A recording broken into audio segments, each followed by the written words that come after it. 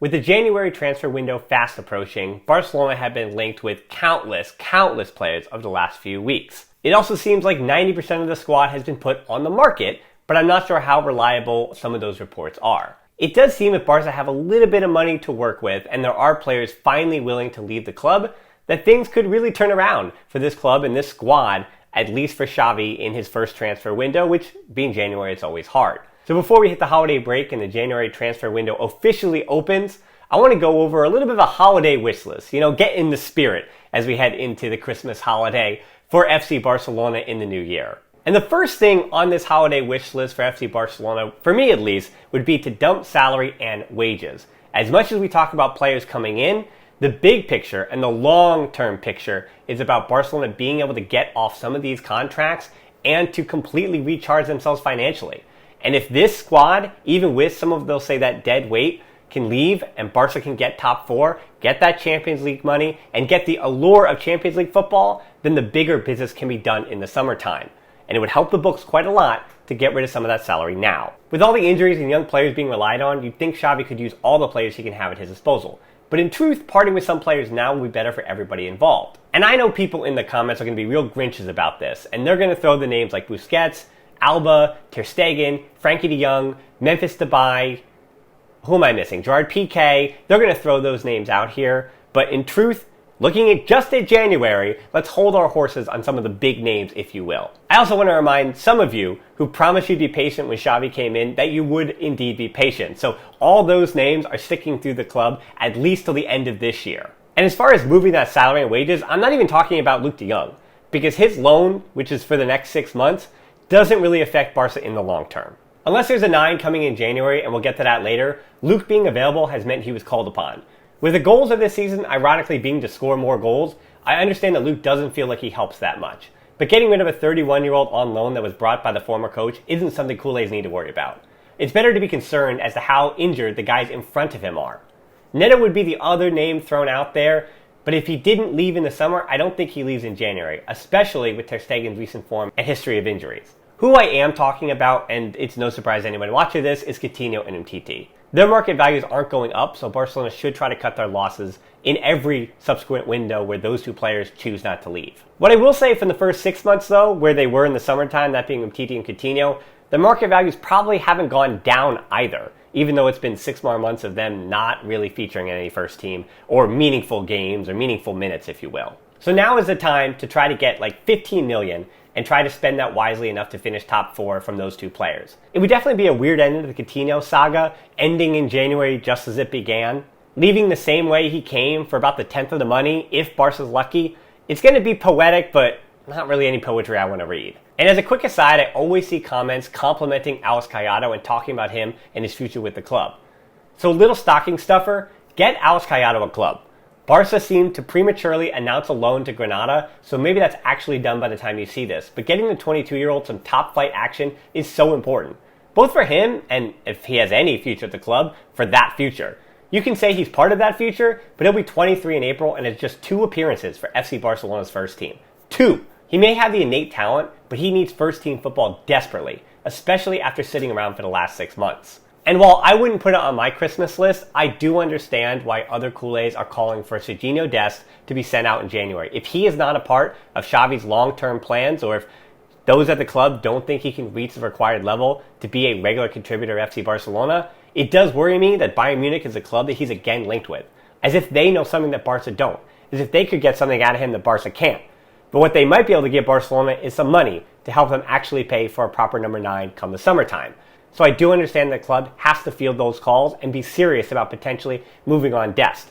But to get rid of the youngest and most promising actual right back on the roster, it does worry me a little bit. I think the second big thing that FC Barcelona should ask for at this holiday break is to fill that stadium again. Unfortunately, the rising numbers of COVID, and in sports we don't really want to talk about COVID, it's always that thing that's over there in the background. But with COVID cases rising again, it is worrying to see this may not turn out well for FC Barcelona, and that's not a good thing, because this is a club that does rely on its gate revenue. It's a huge part of how this club is built, because it isn't owned by some rich gazillionaire. It is owned by its members. And if there is some kind of positive reaction to this recent wave of COVID cases, then maybe Barcelona with the proper results, can start to fill that stadium again. Playing beautiful football and inspired football will bring people back to the stadium. And if you can convince 60,000 to 75,000 people to safely return, that'll help the finances in the short term. And unlike those big loans, you don't have to pay interest on that revenue, except for the interest that you owe, they'll use the revenue to pay for. But you get the point. People in stadiums equals money, something that a fan-owned club without a huge ownership bailout desperately needs. And honestly, this one could also apply to the Femení for all the right reasons. It's being circulated that if there is enough of a guarantee that the Femení would have the proper crowds to play at the Camp Nou, then they could have a few more games at the Camp Nou. God knows they're good enough to actually bring some reverence and glory to that cathedral. But the Femení don't really need to be wishing for success. They already have it, even without the Camp Nou, even at the Johan Cruyff Stadium. They just need women's football as a whole to get the still improving, but still Jurassic resources given to the sport to continue coming in. Women's football has taken huge leaps, and in-person attendance is part of that. But unfortunately, the current reality is that the Femení gate revenue won't help that much to bring down Barca's overall debt. But filling the Camp Nou for multiple men's games in a row might do just that, and will again help for that summer transfer window, when all these wishes will hope to have come to fruition. The third big thing that we're going to ask for is renew Dembélé or line up his replacement, or bring his replacement in. Something related to that right wing, for goodness sake. So instead of making find an attacker its own category, I think this goes hand in hand. If Barcelona gets the answer that Dembélé isn't renewing from his agent, they should have the opportunity to take what Dembélé's wages are on his renewal and know that they won't cost them anything for that, and then use that money to find some kind of replacement. Okay, I'm not sure if this ever happened to you, but you ever recorded a video and then the next morning you check Twitter and one of your presents have come early? That's a pretty specific question, but in truth, I'm overjoyed that I had to record this special segment because Ferran Torres is apparently going to be an FC Barcelona player very soon, if not already when this video was released. For regular listeners of the podcast, especially in the last month, you know that I'm excited about the idea of Ferran Torres at FC Barcelona, and even that fractured foot and 7 appearances for this season doesn't detract from what I think is a really good signing for Barcelona, either at the 9 or at the right wing spot. And it could be a perfect player for the way that Xavi wants to play. At 55 million euros plus 10 million in add-ons, if that is the actual fee, I actually think this may be a fair price for the 21-year-old, whose best years are in theory yet to come. I think that transfer fee is for a multi-year starter in the Barca attack, so I'm fine with that number. It is reportedly a 5-year deal, and likely the reason Barca can afford him right now is that the transfer payments will also be broken up over the course of the deal, meaning that Barca might pay around 6 million euros per year over the course of his contract. Aside from the fractured foot not healing properly, it's always a worry with speedsters like him.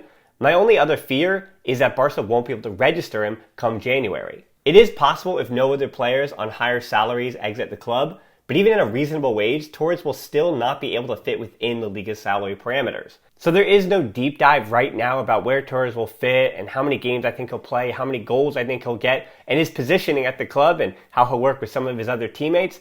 But when he is officially presented as an FC Barcelona player, or even when he's registered, I'm not sure when I'm going to do it yet, make sure you keep checking this channel for a full breakdown of Ferran Torres as an FC Barcelona player. And I do want to reiterate, a lot of people will say, but I thought Barcelona was broke, but the ability to have enough money for that transfer fee is not the issue, it's that long-term debt. And the conversation about Espai Barca, I think it's more important to talking about the finances of Barcelona as opposed to this transfer fee in January now. Again, registering players and getting that wage bill down is so much bigger of a challenge than actually paying this kind of transfer fee. And as far as this piece of business, I think that it will pay for itself come next season if Ferran Torres can help Barcelona finish top 4 and secure that spot for Champions League football. We've also seen names like Arthur Cabral and Julian Alvarez, players who will be cheaper than Torres, thrown about, and I'm not sure how believable those are. I've talked about both of them on the podcast before, and as you know, I wouldn't be too upset with seeing the arrival of those two players. Alvarez, in particular for River Plate, is a really promising young player. And I think what Barcelona is asking for is for 15 to 25 million, and Alvarez with his price could even push to 35. If that's a major upgrade at your number 9, and maybe you don't look to other players like an Erling Haaland over the summer, then maybe you do that business now. And the last thing on our wish list, and the one that I've sent multiple letters to for Santa all throughout the fall and the beginning of this winter time, is get the players on FC Barcelona healthy and keep them on the field. There are so many other things you could wish for. Again, you could wish for Erling Haaland, but those are things that you can't ask for. You have to earn them yourselves. Instead, priority number 1, in my opinion, is getting those injured players healthy, even Martin Braithwaite. Ansu Fati and Pedri, Now strap yourself in. If you've listened to the podcast, you've heard this stat before. But Ansu Fati and Pedri have played 9 games at FC Barcelona together. They've started together in the same match 3 times. Can you believe that? No, me neither. But it's true.